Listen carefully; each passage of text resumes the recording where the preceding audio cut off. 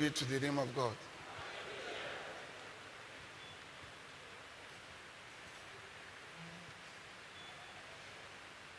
Please turn it to 2 Samuel chapter 12, verses 1 to 9. 2 Samuel 12, verses 1 to 9.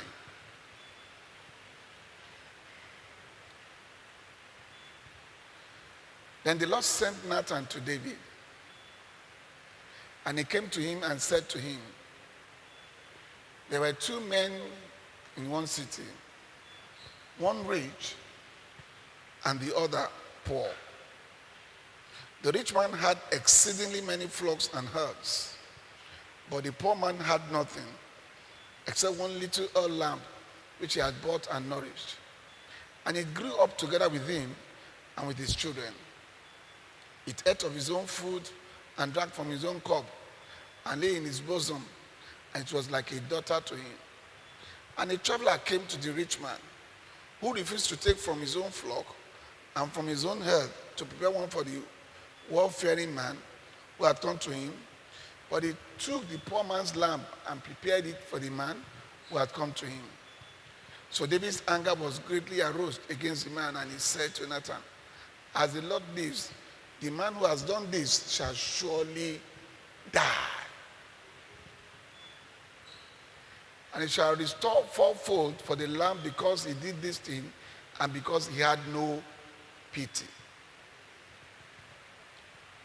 Then Nathan said to David, you are the man.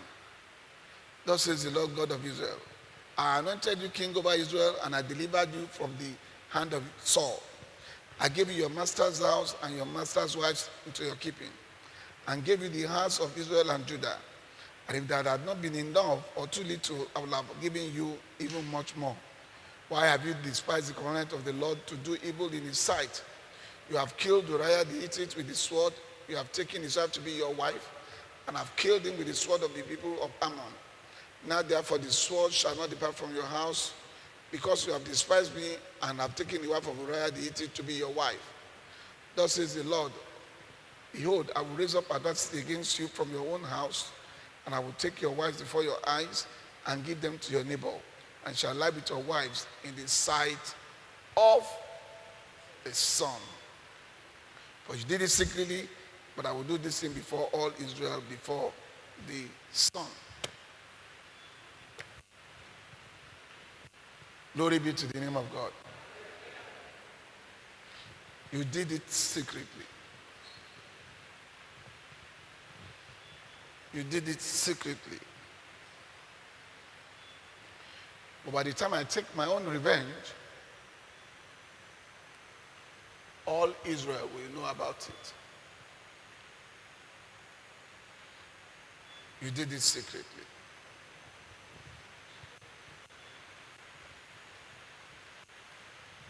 Some time ago, a son was sharing the experience of his mom with me.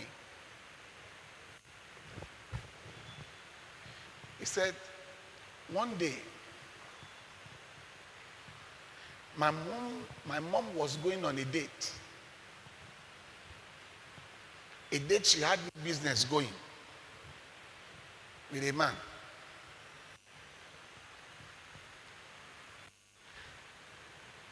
And of course, believing that nobody knows about it,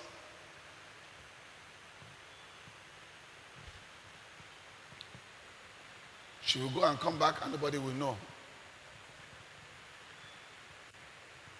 And the following day she will come to church, act normal, as if nothing has happened, like many of you do. You go, you do your thing, you come to church and raise up holy hands. And still act holy and look holy and talk holy.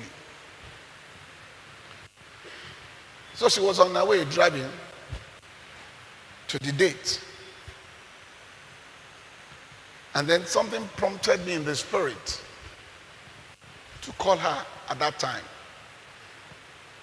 And I said, Sister so and so, where are you? And that was all I said. And that shocked her. I said, hey, is it that one is everywhere now? Even this man, one cannot even do anything again. But that was all she needed to hear. And she turned back and did not go to that date again. I want to thank God for her life. I want to thank God for the grace that she was still able to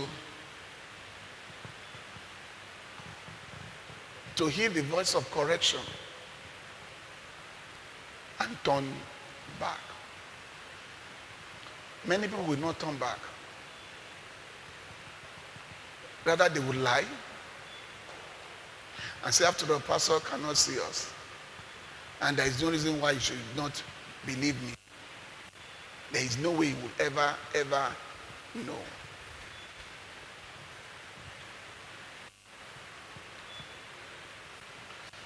Before I made a comment on the youth drama, I was told that one of the youths at the back, one of the kingdom adults, said, when all of you were clapping, and he said, sir, that's how they'll be clapping, but they will go out and continue to do the same thing.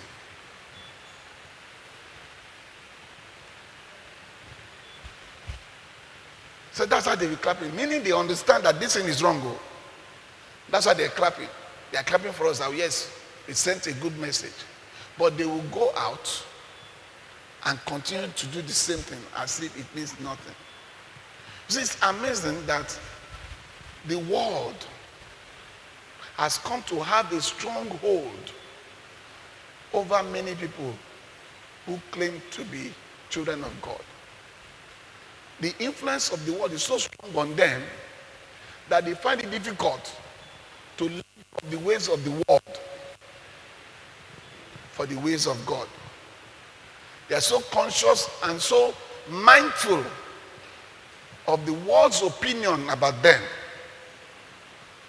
that regardless of whatever you say to them, this is how God feels about you, this is what God wants of you, they will still continue walking by the ways of the world. I mean, for instance, when you want to go to a party and you stand in the mirror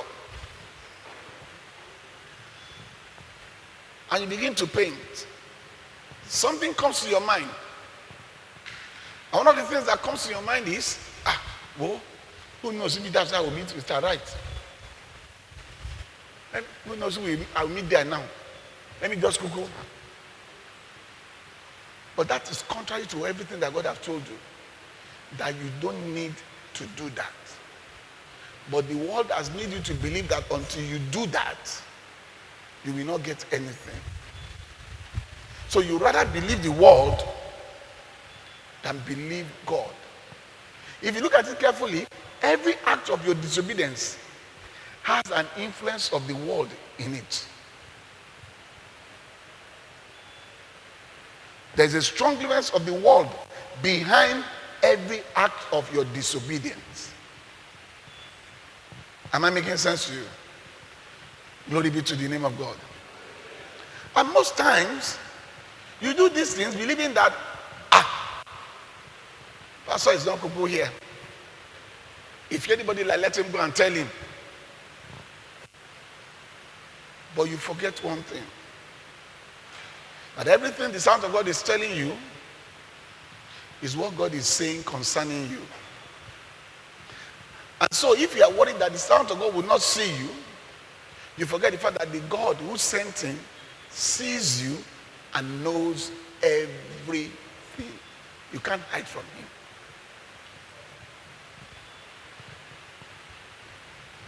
Now, let me tell you this, beloved.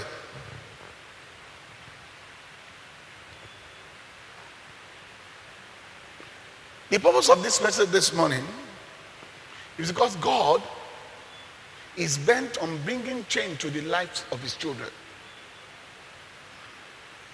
This year is all about change for the better in every area of our lives, including and first and foremost your spiritual life,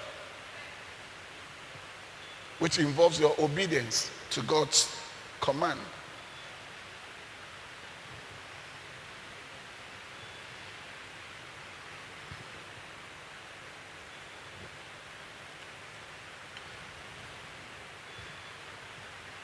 Change must start with you acknowledging the truth about your situation and be willing to make the necessary correction that is needed. Many of you are busy putting blame on people who don't have anything to do with your situation.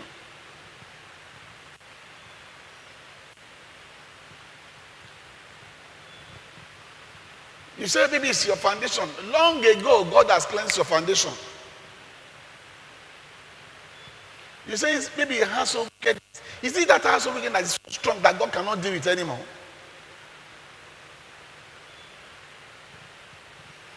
Your father's enemy, your uncle, your mother's mate, your mother's enemy. Are they that powerful? The most difficult thing that God has little or no influence over, it's not the witch, it's not the wizard, it's not any of your enemies, it's not the others of your father's house. No, it is you. How you choose to live your life. He doesn't have any influence over that. And how you choose to live your life is what determines a lot of things in your life. And that God cannot control. God cannot have power over. Because he says, we have said before you life and the blessing. I'm going to say, make a choice. I can't force you. But I can deal with your enemy. I can silence them. I can say to the person that says you will not get me, I say you are lying. I can do all manner of things. But when it comes to you, your personal decision, what you choose to do, I'm powerless.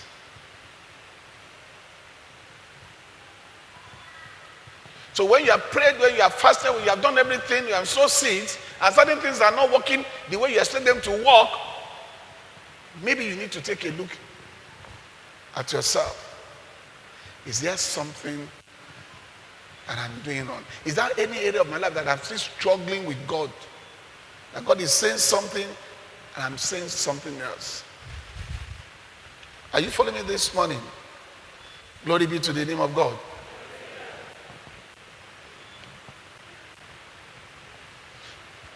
Now, I know that some of you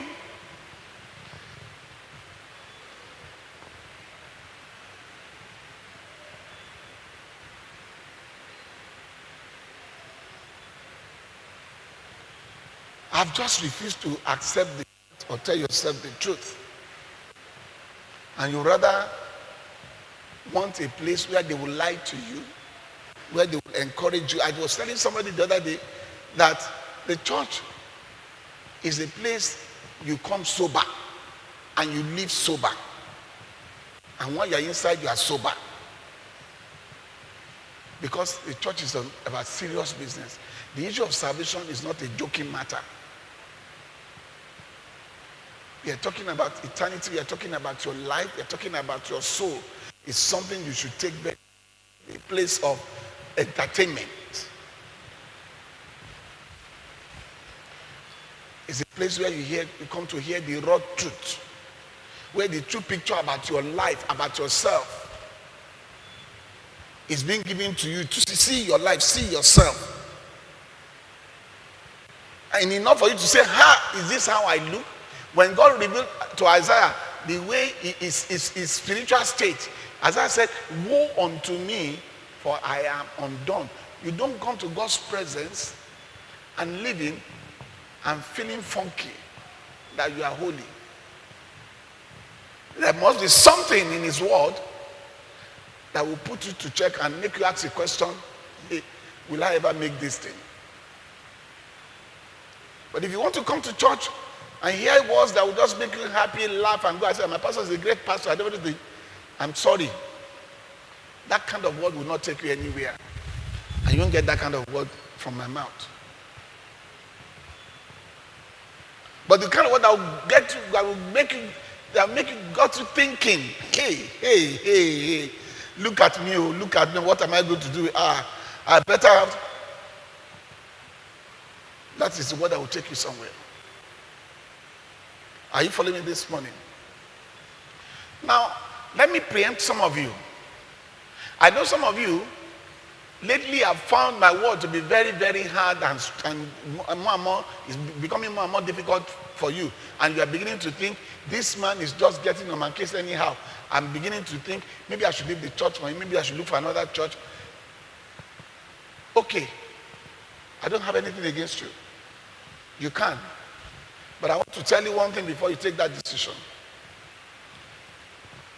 That as you go, the truth of the word that I've spoken to you will follow you. That truth is what will judge and determine everything you are trusting God for. Until you comply with that truth, until you follow that truth, wherever you go, it will be zero. Except it is not the word of God. The Bible says God carefully watches over his word to make sure it comes to pass. It does not matter where you go. Except you want to get that thing in another way, not by God. Of course, there will be repercussion of that. The Bible says it's only the blessing of God that cometh unto man that added no what? Glory be to the name of God. Let somebody shout hallelujah. Hallelujah.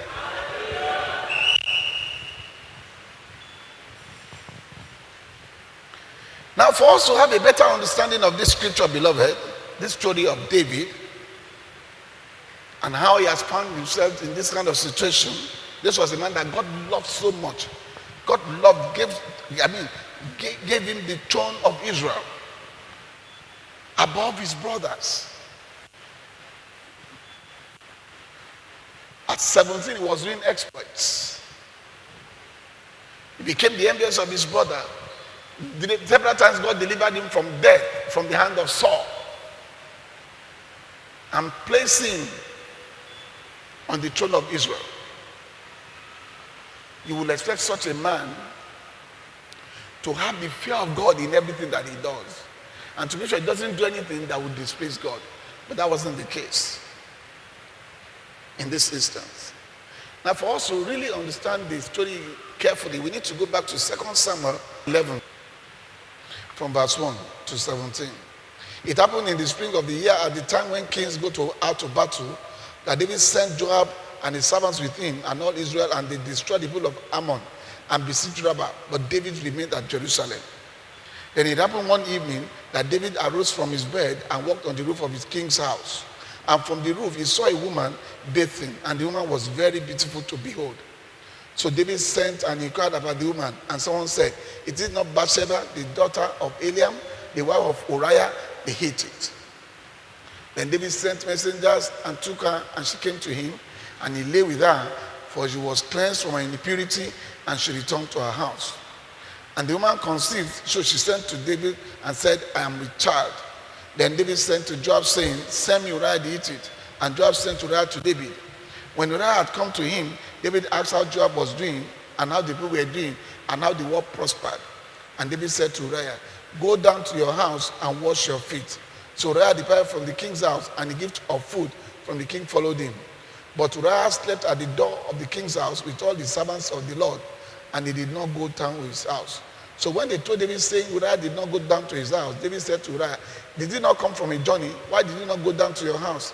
And Uriah said to David, "The ark and Israel and Judah are dwelling in the tents, and my lord and Joab and the servants of my lord are camped in the open field.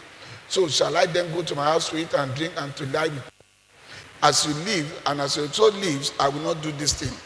And David said to Uriah, wait here today, tomorrow, and also, and I will let you depart. So Uriah remained in Jerusalem that day and the next. Now when David called him, he ate and drank before him, and he made him drunk. And at evening he went to lie on his bed with servants of the Lord, but he did not go down to his house. In the morning it happened, David wrote a letter to Joab and sent it by the hand of Uriah. And he wrote in the letter saying, set Uriah in the forefront of the hottest battle and retreat from him, that he may be struck down and die. So it was while Joab besieged the city that he assigned Uriah to a place where he knew there were valiant men. Then the men of the city came out and fought with Joab and some of the people of the servants of David, and Uriah the Hittite died also.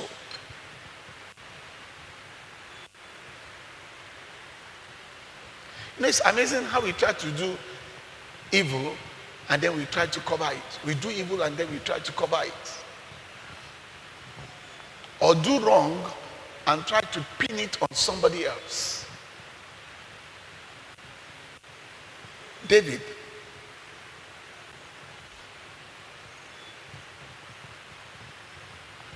took the wife of one of his soldiers and he slept with her.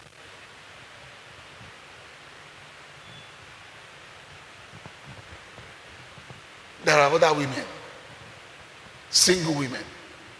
God said, apart from the ones I've given you, if you wanted one, I will have given you. But he took that particular one. And then the woman got pregnant. She got pregnant. Now, I've heard people say that when people go into iniquity or to go into the marriage or doing things that God doesn't approve of and they get pregnant, they say, if God did not approve of it, why did she get pregnant?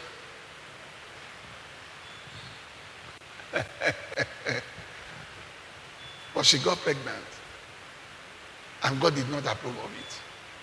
So those who have been using that as an argument should please think twice. Are you following me this morning?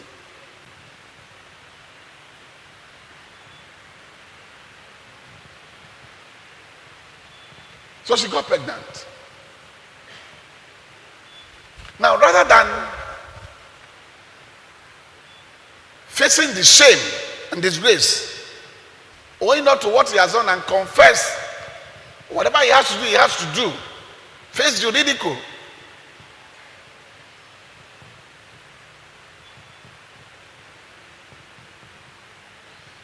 Every time you are going to sin, think of the shame and disgrace it's likely to bring to you. Think about it very well before you embark on that sin. Are you following me this morning? Am I making sense to you?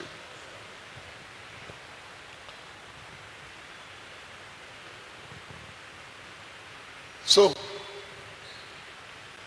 he did it. He committed the sin, but he didn't want the shame that comes with it. So he thought to himself,